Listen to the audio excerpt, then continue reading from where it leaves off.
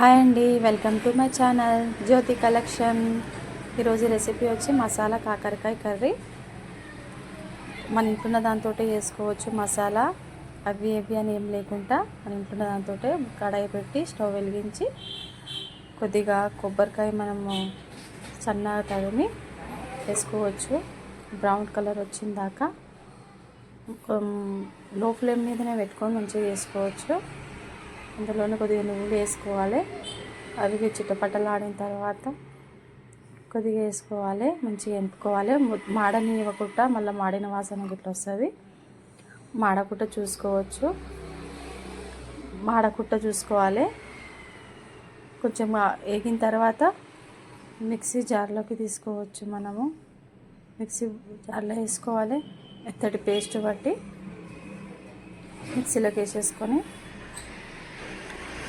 Mixie పట్టుకోవాలి. అందులో ఇప్పటిదాకా మనం కడాయి క్లీన్ చేసేసుకొని అందులో ఆయిల్ కూడా వేసుకోవడానికి కడాయి మంచిగా చూడుకొని ఆయిల్ వేసేసుకోవాలి. ఆయిల్ వేసేసుకొని కొద్దిగా వేసేసుకోవాలి. కాకరకాయ మంచిగా గోల్డ్ కలర్ రానికే మనం ఆయిల్ వేసేసుకోవాలి. కొద్దిగా ఎక్కువనే వేసుకోవాలి కాకరకాయకి ఆయిల్. మంచిగా కొద్దిగా వేడెక్కిన తర్వాత కాకరకాయలు వేసేసుకోవాలి. నేను కొద్దిగా మసాలా నింపడానికనే వేసిన ఉంటుంది, కానీ నాకు అట్లా ఇష్టం ఉండదు. నేను ఇట్లనే చేస్తా ఎప్పుడు. అట్లా మసాలా లేకుండా మంచిగా కడిగి ఉప్పు కారం వేసి కడిగిన వేడి నూనెలో వేసేసుకోవాలి. మంచి కడాయిలు కూడా వేడి నూనెలో వేసేసుకున్న తర్వాత గోల్డ్ కలర్ రావాలి. మనకు కాకరకాయ కూడా మంచిగా ఎంచుకోవాలి. మంచిగా ఒక్క దగ్గరికి వేసేసుకొని మంచిగా కలుపుకుంటూ ఉండాలి. ఎక్కడ కూడా మాడనివ్వకుండా మంచిగా కలుపుకొని కొంచెం సేపు మగ్గిన తర్వాత కొద్దిగా నేను అందులో కరివేపాకు వేస్తున్నాను. టేస్ట్ బాగుంటుంది ఆయిల్లో. ఎప్పుడు అట్లనే వేస్తాను నేనైతే. అట్లా వేసుకోవచ్చు మనం కరివేపాకు కూడా. కాకరకాయ కూడా టేస్ట్ బాగుంటుంది కరివేపాకు అలా మగ్గుతుంటే ఆయిల్స్లో వేసుకొని అట్లా చేసుకోవచ్చు. బాగుంటుంది కాకరకాయ టేస్ట్. చేదు కూడా ఉండదు. కాకరకాయ స్మెల్ బాగుంటుంది కదా. కూర చాలా మనకు కాకరకాయ కర్రీ అనేది మంచిగా టేస్ట్ బాగుంటుంది. ఒకసారి వేసి ట్రై చేయండి మీరు. కొద్దిగా ఉంటే కాకరకాయలు వేసుకోవచ్చు. మసాలా ఇది మిక్సీ పట్టేసుకోవాలి. మిక్సీ పట్టి నేను కొద్దిగా అలా వాటర్ పోసి మిక్సీ పట్టిన పేస్ట్ లాగా చేయాలి. కొద్దిగా వాటర్ వేసిన ఇది మొత్తం మంచిగా బ్రౌన్ కలర్ అయిపోయింది కాకరకాయ. తీసి మనం ఒక ప్లేట్లోకి వేసుకోవచ్చు. ప్లేట్లోకి వేసేసి మొత్తం అంతా తీసేసేయాలి. కరివేపాకు కూడా వేసినా కదా, అది తీసేసిన నేను.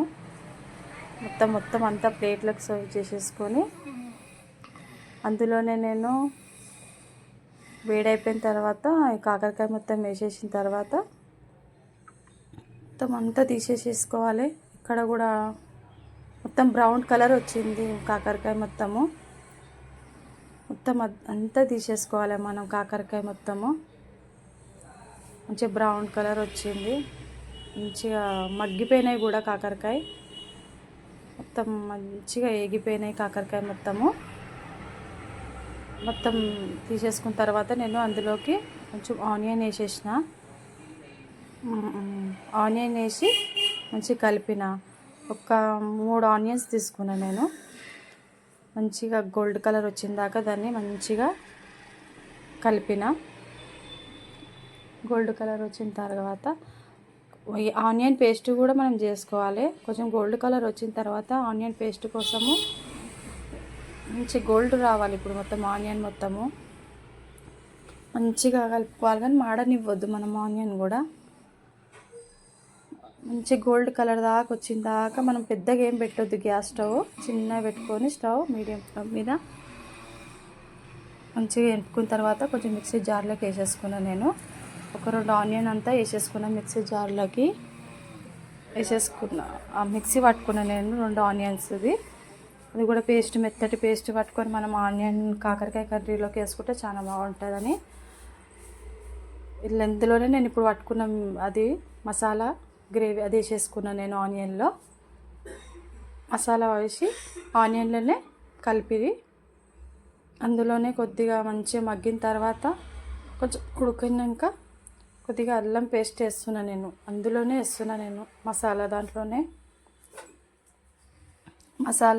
అల్లం పేస్ట్ వేసి మంచిగా మిక్స్ చేస్తున్నా.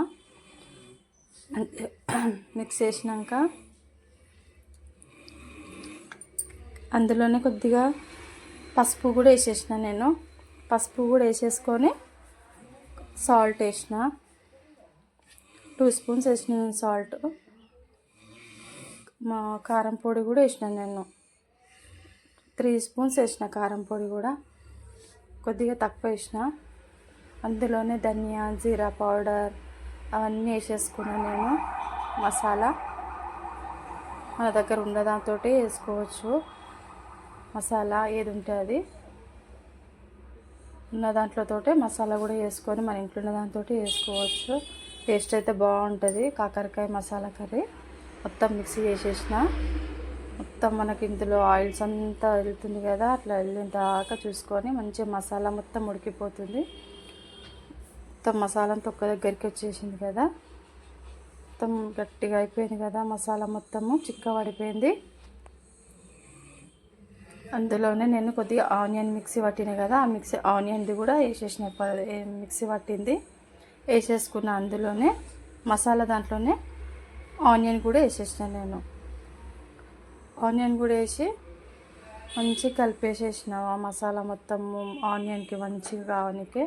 అందులోనే కొంచెం నిమ్మకాయ సైజ్ అంతా చింతపండు మిక్సీ పట్టిన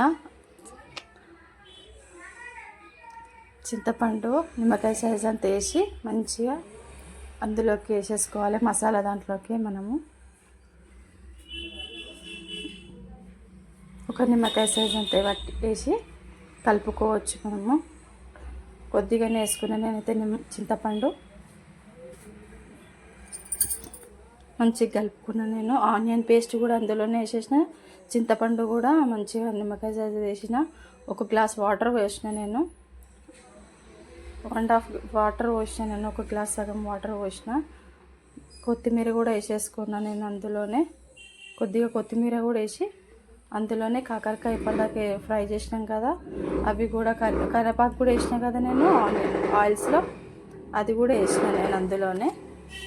మంచిగా అది ఉడుకుతుంది కదా, కరివేపాకు మనం ఆయిల్స్లో వేసింది బాగుంటుంది, అది మంచిగా టేస్ట్గా ఉంటుంది అన్నమాట. అది కాకరకాయ కర్రీ నేను ఎప్పుడు ఇలాగే చేస్తాను. అంటే కాకరకాయల మసాలా నింపి అట్లా చేయకుండా నేను ఇట్లా చేస్తాను. ఒకసారి మీరు కూడా చేసి చూడండి, ట్రై చేయండి, చాలా బాగుంటుంది. మొత్తం అంతా ఒక దగ్గరికి అయిన తర్వాత మళ్ళీ పైనుంచి మళ్ళీ కొంచెం కొత్తిమీర వేసేసుకున్న కర్రీ పైనుంచి. మొత్తం ఒక్క దగ్గరికి వచ్చిన తర్వాత ఆయిల్స్ మొత్తం బయటికి వెళ్ళాలి కర్రీ నుంచి. మొత్తం చిక్కబడిపోయింది కర్రీ మొత్తము. కాకరకాయ కొంచెం మసాలాలో మగ్గిన తర్వాత ఒకసారి చూసుకోవాలి మంచిగా మనకు ఉడికిందా లేదా అని.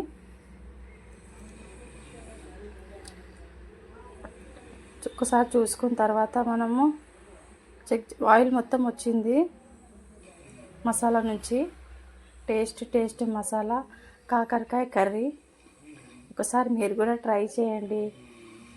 రెసిపీ నచ్చితే, మీకు నా వీడియో నచ్చినట్టయితే లైక్ చేయండి, సబ్స్క్రైబ్ చేసుకోండి, ఒక లైక్ అయితే ఇవ్వండి నా వీడియో నచ్చినట్టయితే. సో చూసిరు కదా అండి కాకరకాయ కర్రీ ఎలా చేసారో, మీరు కూడా ఒకసారి ట్రై చేయండి. బాయ్ అండి.